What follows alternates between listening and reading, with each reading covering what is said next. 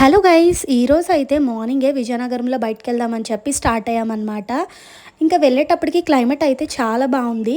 That Vizianagaram market కూడా మా ఇంటి దగ్గరలోనే. అంటే ఇక్కడ దగ్గరలో ఉన్న పల్లెటూరు వాళ్ళందరూ తీసుకొచ్చేసి ఇక్కడే సెల్ చేస్తారనమాట. చాలా ఊరుల నుంచి వస్తారు అండ్ చాలా తక్కువ ప్రైస్కి కూడా దొరుకుతాయి అన్నమాట. విజయనగరం మార్కెట్లో వెజిటేబుల్స్ కానీ పూలు కానీ ఏమైనా తక్కువగానే దొరుకుతాయి కంపేర్డ్ టు అదర్ ఏరియాస్ కన్నానమాట. అండ్ మంచి ఫ్రెష్గా కూడా దొరుకుతాయి. ఇదైతే మా ఊరి పైడితల్లమ్మ టెంపుల్ అనమాట.